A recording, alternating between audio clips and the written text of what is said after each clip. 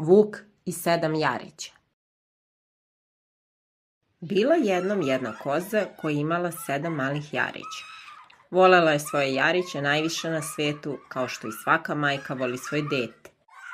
Jednoga dana krenula je na pijacu da kupi hranu za svoje jariće. Okupila ih je sve i rekla im: Draga deco, ja idem na pijacu da kupim hranu. A vi budite dobri i čuvajte se vuka.